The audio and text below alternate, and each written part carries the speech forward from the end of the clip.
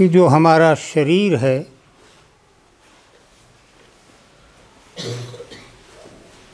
ये भी पूरे का पूरा प्रकृति ने हमारे हाथ में नहीं दिया।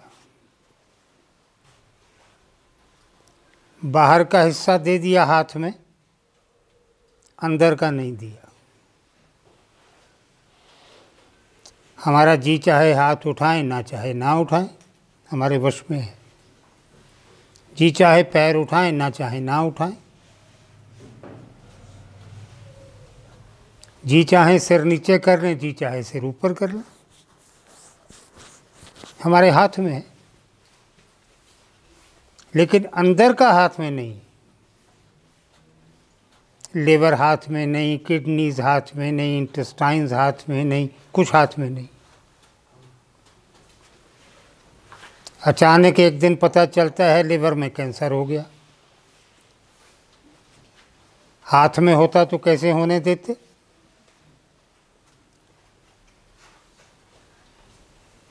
लंग का कैंसर हो गया, ज़बान का कैंसर हो गया। हमारे हाथ में होता तो कभी नहीं होने देते। तो इसका मतलब ये हुआ कि ये बाहर की चमड़ी दे दी हमारे हाथ में और अंदर का मूल रख लिया अपने हाथ में।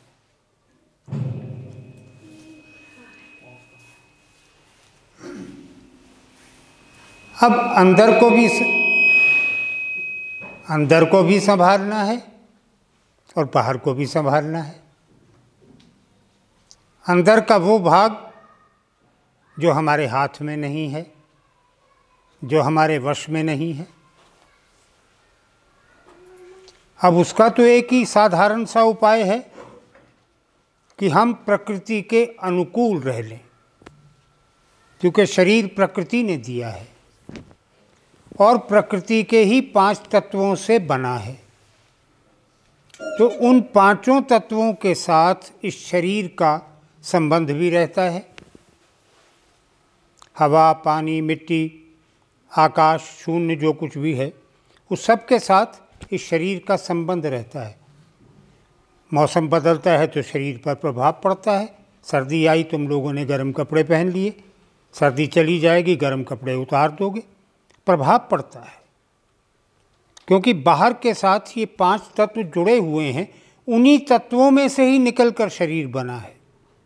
उन्हीं 5 तत्वों में से निकल कर के शरीर बना है। तो जितना हम प्रकृति के अनुकूल रह सकें उतना अंदर का अगर 100% नहीं तो 50% कंट्रोल अपने हाथ में आ सकता है। इसका अर्थ ये नहीं है मैं कह रहा हूँ कि 1500 साल पहले के जीवन की तरफ लौट जाओ। बिजली नहीं है, पानी नहीं है, सीवरेज नहीं है, समझे, वहाँ लौट जाओ, ये नहीं मैं कह रहा हूँ। लेकिन वहाँ के जो गुण हैं उन गुणों को भी छोड़ दिया हमने उस सिस्टम के साथ ही। क्या होता था पुराने ज़माने में? ताज़ा सब्ज़ी खाते थे लोग, खेत से तोड़ के लाए, धोई, पतीले में डाली, उबाली, खा ली। सीधा प्रकृति से आया हुआ। खा भी रहे हैं सब्ज़ी हम वही, लेकिन खेत से टूटने के 15 दिन बाद और तुम्हारे पकाने के भी कई दिन बाद रख दी फ्रिज में पका के, 4-5 दिन बाद निकाल के गर्म करके खा ली। मैं ये नहीं कहता कि प्रकृति के साथ रहने का अर्थ ये है कि फिर से उसी पुरानी गांव की ज़िंदगी में चले जाओ, उसी तरह की पुरानी, जब सड़कें नहीं थी, रेल नहीं थी, बसें नहीं थी, बैलगाड़ियाँ भी नहीं थी, पैदल चलते थे। मैं वो नहीं कह रहा हूँ।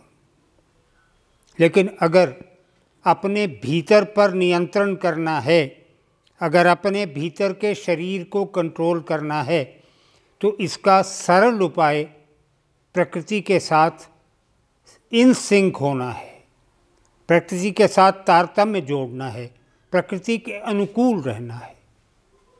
प्रकृति बहुत दयामयी है, सब कुछ देती है। हवा दे रही है जिसके बिना जी ही नहीं सकता कोई, पानी दे रही है जिसके बिना जी ही नहीं सकता कोई, सब कुछ दे रही है, लेकिन ये ममतामयी होकर भी डिफायंस, अवज्ञा को बर्दाश्त नहीं करती। तुम जहाँ प्रकृति का नियम तोड़ते हो वहाँ वो तुम्हें दंड देती है। साधारण सा उदाहरण, सर्दियों की रात में अंडरवियर बनियान पहन के सैर करने चले जाओ, तुमने प्रकृति की अवज्ञा कर दी, डिफाइंस कर दिया।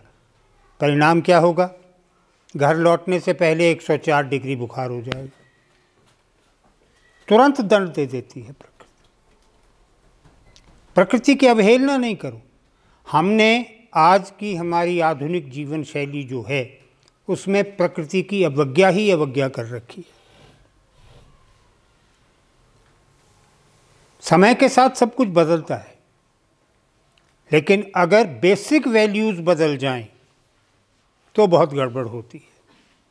और शरीर के इस बाहरी भाग का संबंध जो है वो ह्यूमन वैल्यूज़ के साथ ही है, मानवीय मूल्यों के साथ है। और ये बाहर का शरीर ही है जिसका धर्म या धार्मिकता के साथ कोई संबंध है, अंदर के शरीर का कोई संबंध नहीं है। तुमने अपने बच्चे का नाम रखना था, पंडित बुलवाया, हवन यज्ञ कराया, उसने राशियां देख के अक्षर बता दिया, उस अक्षर पर तुमने नाम रख लिया। ये बाहर के शरीर के कर्म हो रहे हैं, अंदर कोई तुम्हारे लिवर को, तुम्हारी किडनी को, तुम्हारे इंटेस्टाइन्स को कुछ नहीं लेना देना उससे कि तुमने बच्चे का नाम कैसे रखा है ना।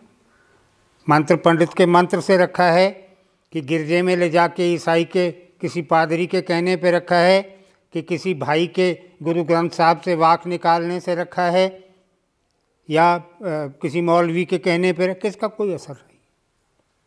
ये बाहर के कर्म है। तो ये शरीर जो है हमारा, ये धार्मिकता पैदा करता है और धार्मिकता समाज बना लेती है, फिर समाज के नियम बन जाते हैं, फिर समाज के रीति रिवाज बन जाते हैं। उन रीति रिवाजों को हम धार्मिकता कहते हैं। धार्मिकता कोई करे ना करे कोई फर्क नहीं पड़ता है।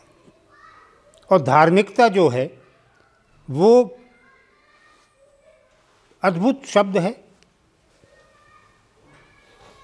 फेथ को कहते हैं धार्मिकता। हमारा फेथ है कि जो संस्कार में मिला है वो उचित है, न्यायपूर्ण है और ईश्वर के साथ जोड़ता है। पहली दो बातें ठीक हैं, ईश्वर के साथ जोड़ने वाली बात गलत है। अब हिंदुओं में तो किसी की मृत्यु हो जाए तो दाह संस्कार होता है। अब बहुत से हिंदू करते ही नहीं दाह संस्कार, दफनाते हैं। तो वो हिंदू नहीं रहे, या उनकी धार्मिकता बदल गई, या उनका धर्म भ्रष्ट हो गया। ऐसा कुछ नहीं हुआ। जितने भी धार्मिक संस्कार बनते हैं, अब हिंदुओं में तो 16 संस्कार थे ही, अब भी हैं। अब 16 संस्कारों में से कोई 2-3 करता है, कोई 4-5 करता है। 16 के 16 सब नहीं करते हैं, लेकिन थे कभी।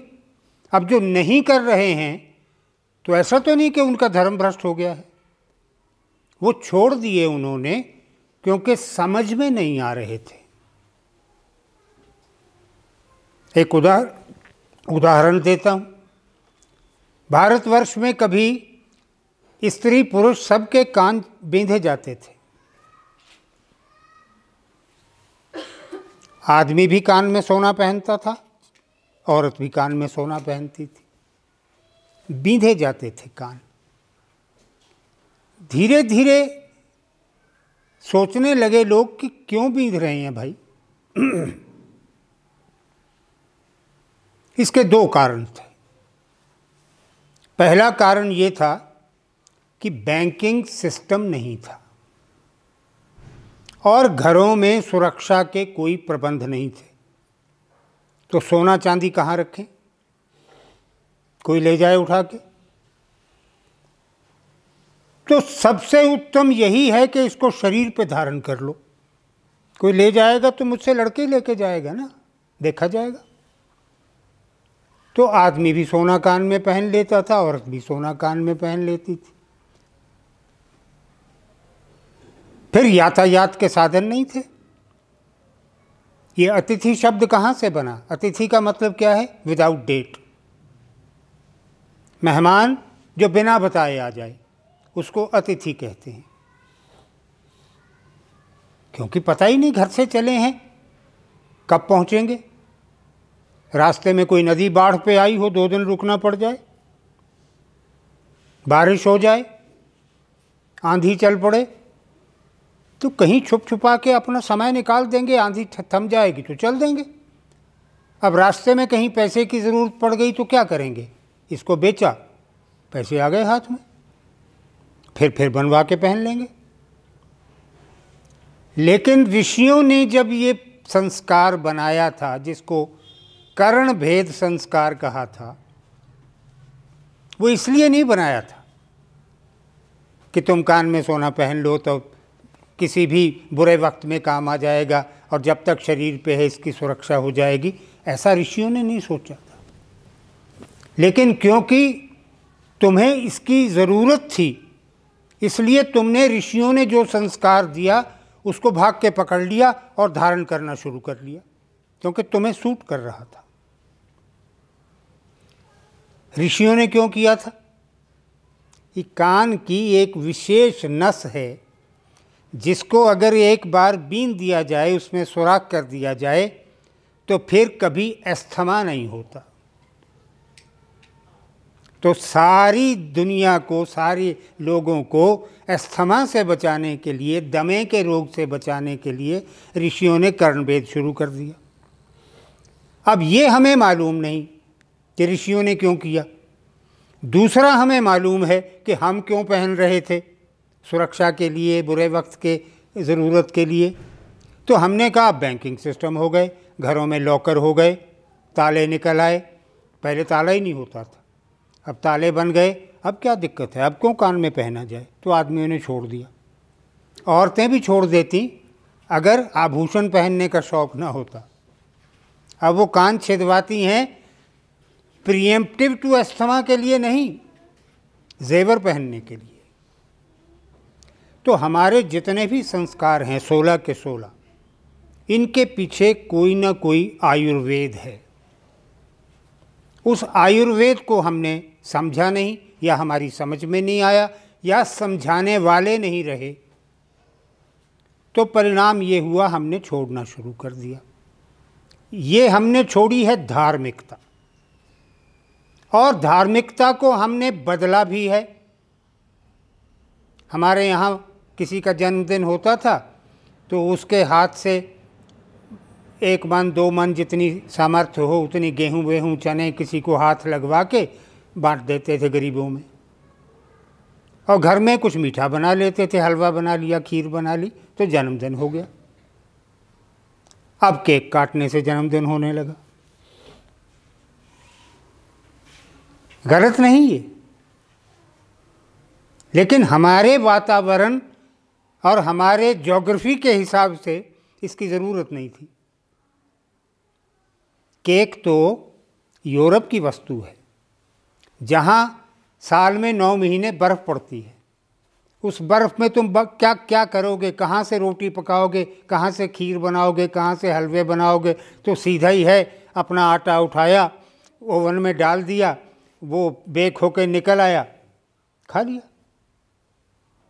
और क्रिश्चियन, जिसको क्रिश्चियनिटी कहते हैं, या जिस रूप में क्रिश्चियनिटी को तुम देखते हो, वो भी ज्योग्राफिकल कंपल्शन है। बाल रूम डांसिंग, घर में नाच करो, पति भी पत्नी भी बच्चे भी नाचें। करोगे क्या? ये जम जाएंगी हड्डियाँ। बाहर 9 महीने बर्फ़ पड़ रही है, बाहर तो कुछ नहीं हो सकता, एक्सरसाइज नहीं हो सकती, तो घर में ही एक्सरसाइज हो जाए। पसीना आ जाता है बाल रूम डांस करते करते, भयानक सर्दी में भी, तो एक एक्टिविटी बना ली। लेकिन ये जुड़ गई ईसाई धर्म के साथ। कोई हिंदू अपने घर में बाल रूम डांस मियाँ बीवी बच्चे कर रहे हो तो लोग कहेंगे क्या धर्म भ्रष्ट हो गया इसका, है नाच रहा है परिवार के साथ ससुरा। तो ये धार्मिकता को समझो। धार्मिकता समय और समाज की आवश्यकता होती है, जो जिसका संबंध शरीर के इस बाहरी भाग से है जो तुम्हारे वश में है, अंदर से कोई संबंध नहीं। अंदर से संबंध है किसी चीज़ का, तो फिर अंदर जो नियंत्रण करने वाली चीज़ बैठी है उसको पहचानो, वो संभालेगी, वो तुम्हारी आत्मा है। भीतर का शरीर उसका साम्राज्य है, बाहर का शरीर तुम्हारा, तुम्हारे समाज का, तुम्हारे वातावरण का साम्राज्य है, अंदर उसका एक छत्र राज्य है। तो उसको जब हम पहचान लेंगे, उसके महत्व को जब समझ लेंगे, उसकी सत्ता को जब समझ लेंगे, तो फिर अंदर का शरीर भी हमारे वश में हो जाएगा। क्यों इस देश में रिवाज पड़ा कि आशीर्वाद देते थे लोग, शतायु भव, 100 साल जीने का आशीर्वाद देते थे। शतपुत्रवती भव, 100 बेटे पैदा करने वाली बन, क्यों देते थे ये आशीर्वाद? क्या संतान पैदा करना किसी के बस में है? जब तक कोई आत्मा गर्भ में नहीं आएगी, औरत कंसीव ही नहीं कर सकती। तो तुम्हारे हाथ में तो है नहीं, आत्मा को पकड़ के ले आओगे कहीं से और उसके गर्भ में डाल दोगे? नहीं, वो तो प्रकृति ही देगी। क्यों देते थे आशीर्वाद? इसलिए देते थे कि संभव था, होता था। 100 साल साधारण बात थी जीना। वो क्यों थी? क्योंकि धार्मिकता कम थी, अध्यात्म ज़्यादा था। आत्मा की बात, आत्मा का ध्यान, आत्मा के बारे में सोचना, आत्मा को क्रियान्वित करना, आत्मा को कर्म करने का अवसर देना, आत्मा की बात को सुनना, आत्मा की आवाज़ को सुनना, ये आध्यात्मिकता है। बाकी सब धार्मिकता है। धार्मिकता व्यर्थ भी हो सकती है और व्यर्थ है भी, बहुत जगह व्यर्थ है।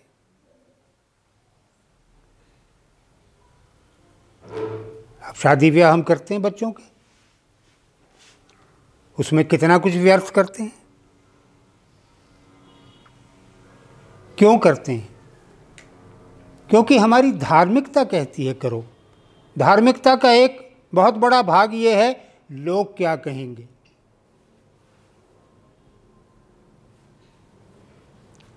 जो मुसलमान रोज़ा नहीं रखता, वो भी रमज़ान के महीने में खुलेआम कुछ खा पी नहीं सकता, क्योंकि धार्मिकता हर्ट होती है। लोग क्या कहेंगे, रोज़ा नहीं रखा,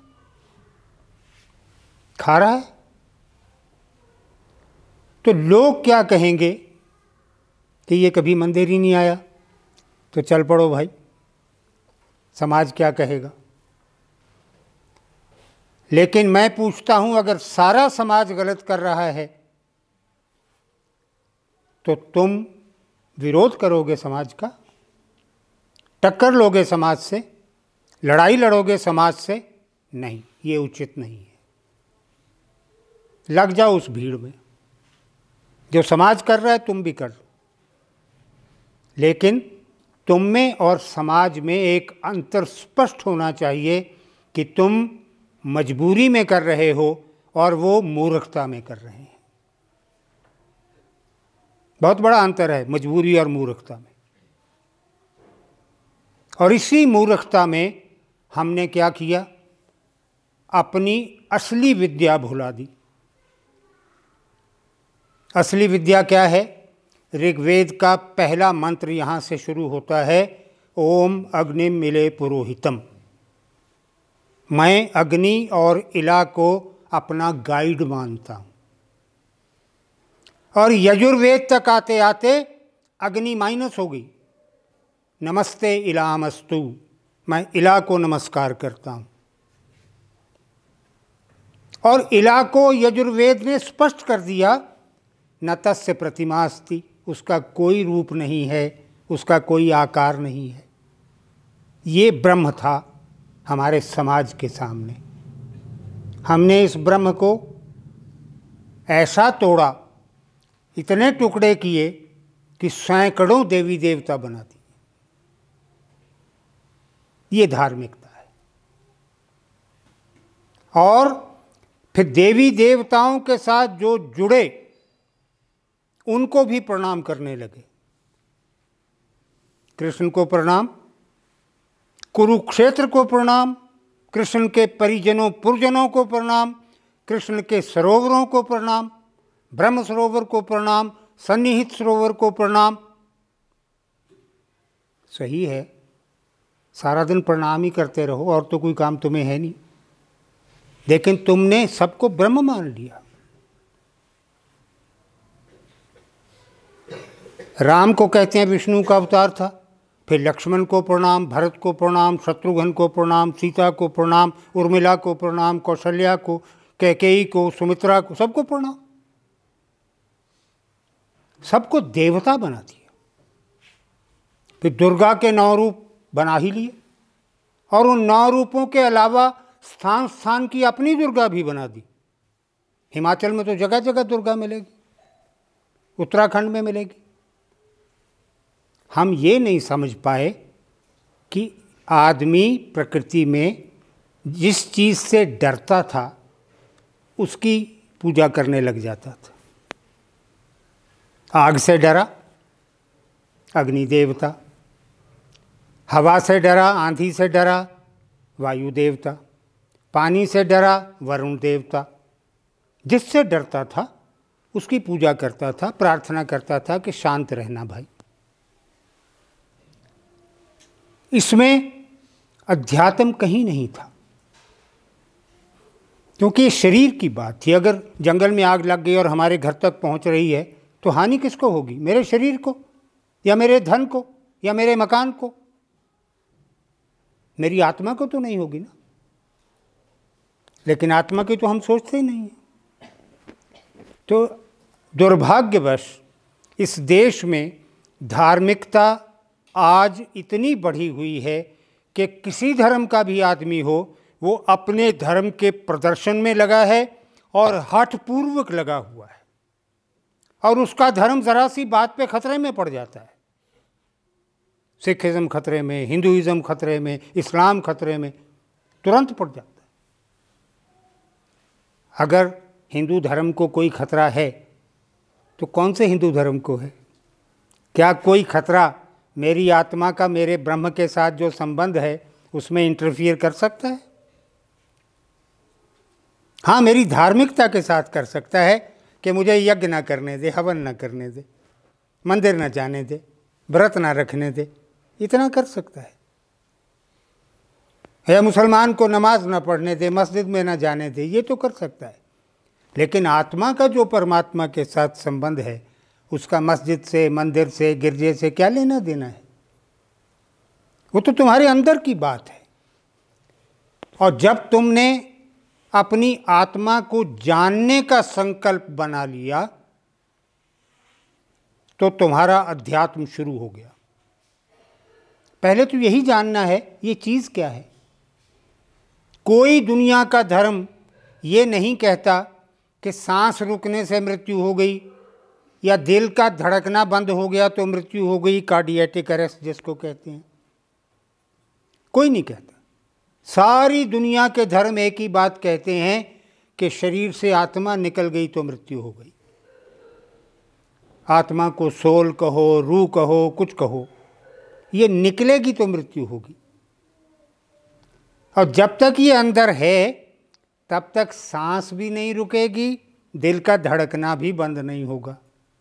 ये निकलेगी तो दोनों बंद हो जाएंगे, क्योंकि भीतर का नियंत्रण इसी के पास है, कोई शरीर के पास नहीं है, हाथों के पास नहीं है, इसी के पास है। जब इसी ने घर छोड़ दिया तो सारा सिस्टम एकदम फॉल डाउन करेगा, बैठ जाएगा, फिर सब बंद हो जाएगा। तो इतनी महत्वपूर्ण वस्तु जिसके बगैर ये शरीर ही नहीं रहता, हम उसकी चिंता नहीं करते, हम इसकी चिंता करते हैं। ये जिसको समय के साथ साथ छीजना है, डिस्ट्रॉय होना है, ये जिसको एक ना एक दिन आत्मा छोड़कर निकल जाएगी। अब इसके बाद फिर धार्मिकता क्या करना है?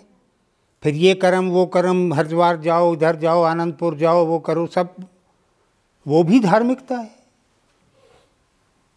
वो भी धार्मिकता है। तो धार्मिकता में हम उलझे हुए अध्यात्म को भूल रहे हैं। मैं चाहता हूँ तुम लोग अध्यात्म को प्रायोरिटी पे रखो और धार्मिकता को मजबूरी में उतना करो जितना रिक्वायर्ड है, उससे बढ़कर मत करो। अपनी प्रायोरिटी बदल लो, अपनी प्राथमिकता बदल लो। अब जब आत्मा प्राथमिक हो जाएगी तो फिर निश्चित है कि ये शरीर भी तुम्हारे वश में आ जाएगा, क्योंकि बाहर का शरीर जो हमारे हाथ में दिखाई दे रहा है, इसका नियंत्रण, इसकी डोर अंदर की आत्मा के पास है। और साधारण भाषा में हम क्या कहते हैं? ईश्वर ने सब कुछ दिया है, आत्मा बहुत दुखी है। तो जो कुछ ईश्वर ने सब कुछ दिया है या तुमने कमाया है, वो तो इस बाहर के शरीर की हिम्मत थी, इसकी मेहनत थी। लेकिन अगर वो दुखी है तो फिर ये सारी कमाई व्यर्थ हो जाती है। बहुत धन है एक आदमी के पास। मैंने देखा एक आदमी को, इससे 1/4 मान लो ऐसा कमरा था उसका, और उस कमरे में चारों दीवारों पे एक दरवाज़ा छोड़ के बड़ी बड़ी अलमारियां थी, और तमाम अलमारियां नोटों से भरी हुई थी। इस तरह भरी हुई थी कि फर्दर 1 रुपया रखने की जगह भी नहीं थी। वो मैंने उस आदमी को देखा है। वो आदमी पूरी रात उस कमरे में कुर्सी डाल के बैठता था और 2-3 डिब्बियां सिगरेट की पी लेता था जागते रहने को। अब वो जो धन उसने इकट्ठा किया, कमरा भर लिया, उसका फ़ायदा क्या हुआ? तुम्हारी नींद हराम हो गई, तुमने अपनी सेहत ख़राब कर ली उसकी सुरक्षा में, सिगरेट पी पी के अपनी सेहत ख़राब कर ली। तो एक दिन जब चल दोगे तो क्या करेंगे ये नोट? जाने से रोक लेंगे तुम्हें। और किसी ने उसको बता दिया कि महामृत्युंजय का जाप कर, और वो लग गया करने। सारी रात जाप करता, सिगरेट पीता रहता था, मंत्र बोलता था, त्र्यंबकम यजामहे सुगंधि पुष्टि वर्धनम उर्वारुकम बंधनात् मृत्योर्मुक्षीयमामृत। उसने अर्थ क्या समझा कि सारा मंत्र बोल के हम प्रभु से कह रहे हैं मुझे मृत्यु मत देना, मृत्योर्मुक्षीय, मुझे मौत से मोक्ष दे दे। वो नोटों की अलमारी में बैठ के तो नहीं मिलेगा, सिगरेट की 3 डिब्बियां पीने से भी नहीं मिलेगा। अगर मोक्ष चाहिए तो फिर ऋषि ने जब ये मंत्र बनाया था, उसने इसलिए तो नहीं बनाया था कि इस लाइफ में मौत से मुक्ति हो जाए। उसने तो इसलिए बनाया था कि मैं बहुत बार पैदा हो लिया, बहुत बार मर लिया, हे प्रभु अब मुझे इससे मुक्ति दे दे। मंत्र का अर्थ तो ये है। लेकिन वो किसी पंडित जी ने बता दिया होगा कि महामृत्युंजय का जाप करो तो मरोगे नहीं, और मर गया वो।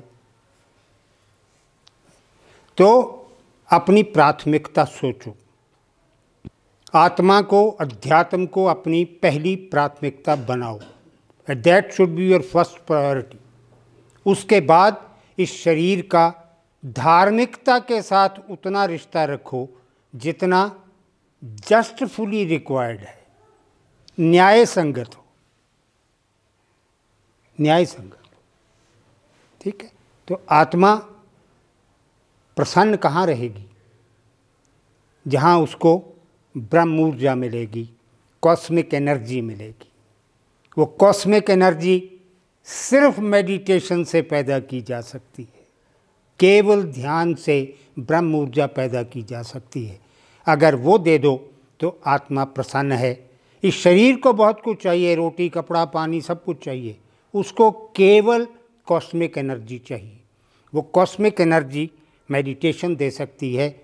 तुम अगर धार्मिकता के प्रचार में लगे हो तो कृपा पूर्वक उसको बंद करो, अध्यात्म का प्रचार करो, किसी का भला होगा, कोई तुम्हें दुआ देगा कि तुमने उसको ठीक रास्ता बताया। ओम शांति शांति।